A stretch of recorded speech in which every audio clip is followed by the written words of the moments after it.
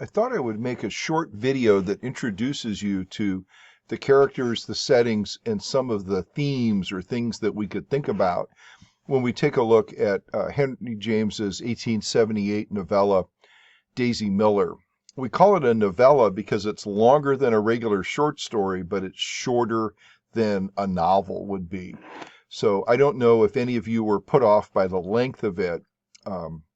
I'm not, but then again, I took a course in Henry James in graduate school, and he's one of my favorite writers.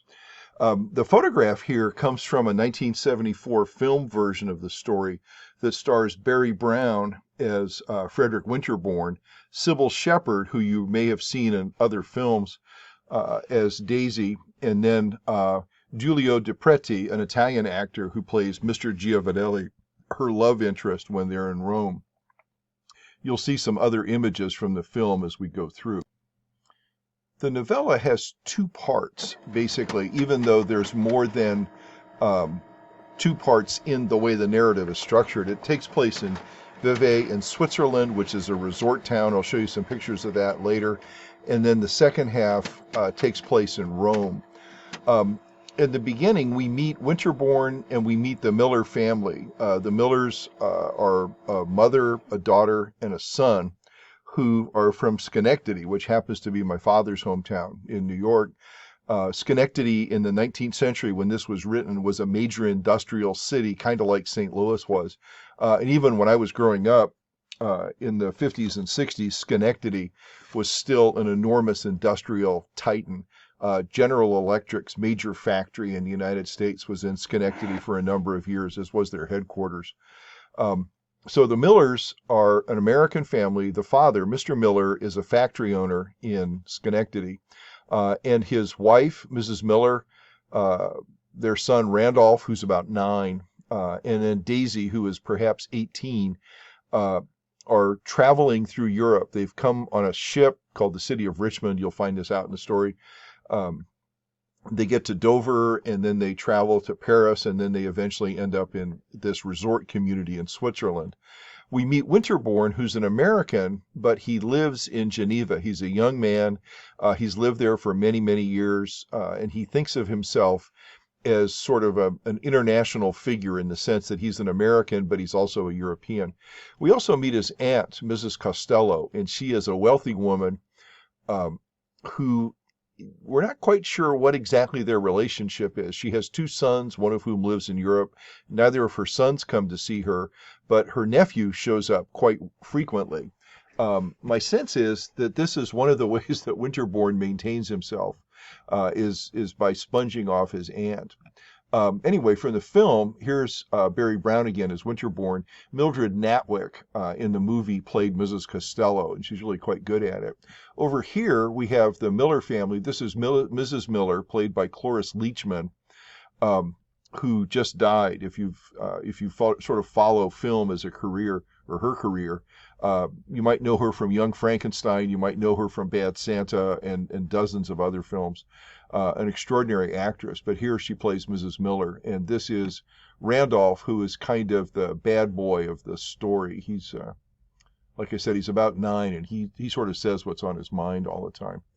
We meet some other characters when we move to Rome. So again, the first half, Winterbourne meets his aunt. He also spends time with Daisy, and then the story picks up a few months later when they go south to spend the winter in Rome, which has a warmer climate, obviously, than Switzerland does. So in that part of the story, we have the Millers again, and we have Winterbourne and Mrs. Costello, because that's where she's spending the winter. We meet a woman named Mrs. Walker, whom Winterbourne knows from his time in Geneva. She lives there full time, and that's where her children go to school. In the film, this is Mrs. Walker, and she's played by Eileen Brennan, who you may know from the Goldie Hawn film Private Benjamin. She's the captain in that, and she's been in a ton of other movies. And then we meet Mr. Giovanelli, and I showed you a picture of him, but here's 2 more. And he is an Italian who attaches himself to Daisy Miller. He's attracted to her because she's wealthy, because she's pretty, because she's an American. And he has, at one point, hopes that he might be able to marry her. I thought it might be helpful to give you an idea of where this story is set. So I found some 19th century pictures of Vevey, which is on the shore of Lake Geneva. As you can see, here's Geneva, the capital of Switzerland. Here's Lausanne, a big city in Switzerland, and then here's Vevey. It's near Montreux. It's in the French-speaking part, in the western part of Switzerland. It's a very pretty place. I've never been there. I've just seen pictures. I have been to Switzerland when I was stationed in Germany, but I've never been here. These are two 19th century views of the city or the town. And so if you were curious, like what did it look like in James's time, these two pictures might give you some ideas. This is the hotel that Mrs. Costello and Winterbourne are staying in. It's still there. It's called the Trois Couronnes or Crowns. And this is an older postcard image. It gives you a little bit of an idea of what it looked like in the time where the story is set. This wing wouldn't have been there. In all likelihood, some of this wouldn't have been there. This looks later in the century. And now this front part is all glassed in, and so it's much grander looking than it was certainly when Winterbourne was there. But this is one of a series of resort hotels that were along the waterfront in the 19th century and that are still there. Winterbourne and Daisy go to the Castle of Shalon, which is on a sort of a peninsula in Lake Geneva, and this is what the castle looks like. It's an ancient fortress that's been added onto over the centuries, but it's a big touristy place. You can go there if you want. The second half of the story takes place in Rome, a city that I've been to many times, again, because I was fortunate enough to be stationed overseas. And so I've given you some pictures of some of the places that show up in the novella. The Pincian Hill, is one of the 7 hills of Rome, the famous 7 hills that the city's founded on. It's a garden, and a big public garden, and it supposedly has one of the prettiest views in Rome. Daisy and Giovanelli meet there, and Winterbourne meets them there. This is what it looks like looking up from the bottom, and where Winterbourne, Daisy, and Giovanelli are standing at one point is actually on this balcony. It's still there. You can go visit, and this is what's beneath it. If you're standing on the balcony, this is what you're going to see. You're going to see this square. This is the same fountain and statue that you see in this image, and you can get a pretty good view of what central Rome looks like. This other photograph is of something called the Palace of the Caesars. In the novel, that's what they call it. It's actually the Palace of Domitian, who's a Roman emperor, and it's been added onto multiple times. It's on another hill, on the Palatine Hill, another one of the 7 great hills of Rome. This is an image from the 1870s. It's still a ruin, but it's much more gardeny looking than it is now. But at the time, it was a park. This is the wall that Winterbourne talks about going in and out of the gate. And he runs into, this is the wall. I'm sorry, my cursor was in the wrong place. But this is one of the places where he runs into Daisy and into Mr. Giovanelli, who's her constant companion. The Roman Forum, probably all of you have heard of that. That's the great heart of the ancient city. There's baths, there's temples, there's the Senate. It's the seat of Roman government and commerce and city life in Roman times, ancient Roman times. This particular image that I have here is a mid-19th century painting by a British artist, a woman artist. And this gives you an idea of what it would have looked like in the time when the story is set. I forgot, this image over here, this is another image of this. So if you're standing there, imagine this is Winterbourne and Giovanelli, and imagine Daisy Miller all standing here. This is what it looks like with the trees on top. Rome is a city that's pretty hot in the summertime. It's also pretty warm in the winter because it's in the Mediterranean. And so it's an area where shade is important. And so you'll see all kinds of trees in parts of Rome just to shade the streets. Okay. Where Daisy ends up, of course, at the end of the story is in the Protestant cemetery, a place I have a very long story about, getting robbed there during my wife's and my honeymoon 40 years ago.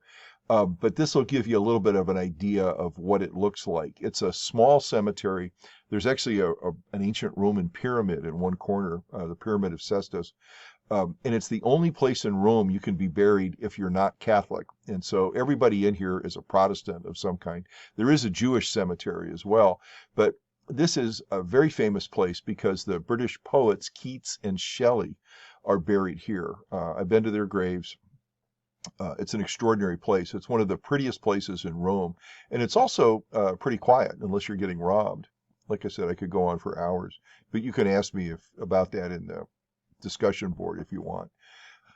But this is where Daisy ends up. And so I thought I'd show you these pictures to give you an idea of what kind of environment the story is set in. The Swiss resort community, which is small and relatively new. It became prominent in the 19th century as a place to go to take a cure, to relax, to hang out.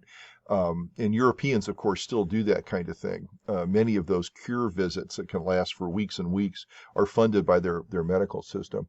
Rome, of course, one of the most ancient and complicated cities on the planet, but one that has sort of monuments from varying periods of time, from ancient Roman times up, certainly in the case of our story, through the 19th century. This particular overview, it was built in the 19th century just so that people could look at the view. Okay, and of course, all these places are places that you could visit if we ever get to travel again. So what's this story about? It's like any other story in that it's a boy meets girl story. Okay, Winterbourne meets this very attractive woman. She's described as being in a white dress. She has fair hair. Her attractiveness, her prettiness is talked about by everybody in the story.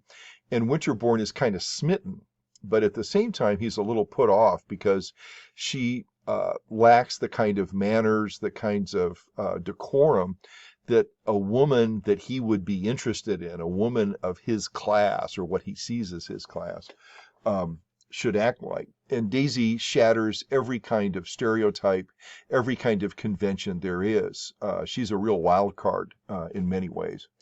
But she's an American in Europe. And at this time, there are a lot of Americans, I mean, not millions and millions, but hundreds of them, who are wealthy, who come to live in Europe for an extended period of time, years and years and years in some cases. And the Millers are sort of trying this on for size.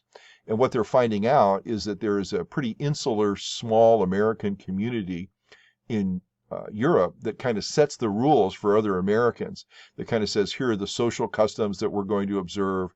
Here's how we're going to behave with the local folks. Here's how we're going to behave among ourselves. The one thing in common that they have is that they're all pretty wealthy. Winterbourne, again, we're not quite sure where his money comes from, although I have two suspicions. One, of course, is it comes from his aunt, Mrs. Costello. The other, and this is hinted at in the story, but it's not very direct, is his relationship with Mrs. Walker, who is also unaccompanied by a husband. Even though she's a Mrs. and she has children, there's no Mr. Walker in the story. And so I have always had a sneaking suspicion that Winterbourne and Mrs. Walker have a relationship. And the film picks this up. You'll see when Eileen Brennan is present, she's dressed in a provocative kind of way, and she acts in an interesting kind of fashion when she's around Winterbourne. Well, what's kind of the big deal about this? Why is this story constructed this way? Well, it partly reflects James's own experience as an expatriate, as an American who lives overseas, but it's also a way, from an aesthetic point of view, to let us see Americans in a particular fashion when they're out of their normal element. In the United States, the Miller family would be like dozens or hundreds of other families. There wouldn't be anything special about them. But here in this environment, they stand out. They stand out because they're not doing what the other Americans do. They flaunt all the customs that the Americans have established for themselves that kind of separate themselves from the Swiss or the Italians, certainly in the Roman section of the novel. So we see them a little differently. And over again, Winterbourne is curious, like, is this how American girls act? Is this how American mothers act? Because he's been away from the country for so long. He doesn't know what the rules are in the United States, but he does know what the rules are overseas. And so the Americans have kind of developed this own weird little society over here. Winterbourne's part of it. The Millers are not. And so we have this contrast between what the Millers do and how they act and how they violate all these customs, and then how the Americans who live there for extended periods of time respond to them. One final point, while I'm up here at the top of the slide, is this idea of Roman fever. The notion at this time, this is malaria, the disease malaria, which we now cure in a variety of ways. I've actually taken drugs for malaria when I was in the Gulf War. We all had to. At any rate, the notion was that people would get malaria if they were Americans and they went out at night. And there were all kinds of sort of elaborate precautions people would take. Don't go out at night. Don't go out don't go out after midnight. Stay home, close your windows, make sure you have mosquito nets and stuff. They didn't know how malaria was transmitted, but they also thought that Italians were immune. And so, like, Mr. Giovanelli takes Daisy to the Colosseum at night. Nobody worries about him, but they worry about her because they think that somehow Italians are immune. And of course, that's not true, but that's what they think. Malaria doesn't really get fixed until the 20th century. Okay. Another thing to think about here is how the Americans react with the Italians. The Italians, unless they're nobility, unless they're counts or marcheses, as one of the characters says, are considered to be inferiors to the Americans. Socially, they don't hang out with each other. They don't go together. Italians don't get invited to Americans' parties. And of course, Daisy flaunts all those customs as well and takes Giovanelli everywhere. She also has other Italian male friends that she brings with her when she goes to some other Americans' houses. This is not done. I mean, it is absolutely a social crime. But that raises an interesting question then. Women and men have very different roles in this story as well. At one point, Giovanelli and Daisy walk together, and Mrs. Walker and Mrs. Costello are appalled. And they said, well, Winterbourne, you go with them and that'll make it better. And Winterbourne says, I don't really get this. But the idea was that a woman who is not accompanied by a family member, her mom, her dad, would be considered like a slut. I mean, I hate to use that word, but that's kind of how they look at it, because she was making herself too available to a local. Okay. But it would have been the same even if she had been with Winterbourne in certain circumstances. It would have been better if her mother was with the two of them, which actually never occurs in the story. It never occurs to Mrs. Miller to control her daughter in any way, and she always seems sort of astonished by anything that happens to Daisy or anything that she does. But she never says, oh, Daisy, stop doing that, because she doesn't know the rules. But Mrs. Costello, Mrs. Walker do. Men, on the other hand, can get away with almost anything. They can go anywhere they want, anytime they want, by themselves. And in fact, Mrs. Costello and Mrs. Walker point that out and say, well, it's okay if you're by yourself. You can go anywhere you want, Winterbourne, but you can't, she can't do that because she's a woman. The idea is that women's virtue, women could be sexually compromised by a man, and so that's why they're always supposed to be supervised. Okay. One of the issues this raises then is because Daisy flaunts all these rules, is she doing this on purpose, or does she just not know any better? And that's actually one of the questions for the discussion board, is how do we make that decision? We look at the evidence in the text. How do we decide that? And I'll be interested to see, those of you who answer that, how you respond. Another character to think about is Winterbourne himself. Okay, we only see what Winterbourne sees and knows and hears and does and thinks, and what he tells us.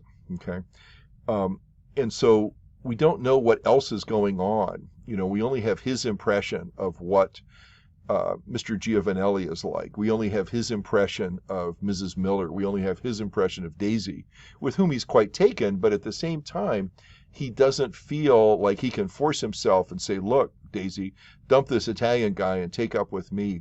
There's always some reticence in Winterbourne to declare his affection. He's drawn to her. He likes her. She's very pretty, again, but she talks constantly, and that's something that really bothers Winterbourne. He's, I think, looking for a woman who is a little bit more attentive to his needs and less attentive to her own, like many men might. So that's one of the issues with Winterbourne. But we also have what's called a limited point of view in the story, because we only get everything through Winterbourne. Okay, he has to be present in order for the action to be recorded. We never find out anything that happens when he's not around unless somebody tells that to Winterbourne. So it's an interesting experiment in perspective or point of view, as we say in the fiction world. But this does raise one final question here, and that is there is a narrator. There's a figure in the story who tells us, I'm going to tell you about Winterbourne, or I'm watching these. So you've got Winterbourne watching Daisy. You've got all the Americans watching each other and watching Daisy and watching the Italians. And then over all of this is a narrator, a figure who shows up as I in the story. It's never identified who it is or what his function is, but he seems to be hovering in the background throughout the whole story. And so there's a really interesting kind of narrative structure here that's relatively common in James's fiction, where there's a narrator of a story that has a narrator in it. So you've got kind of a double consciousness. This is something you actually see in a lot of Mark Twain fiction, not in Huckleberry Finn or Tom Sawyer, but in a number of his short stories. There's always somebody telling you a story about telling a story.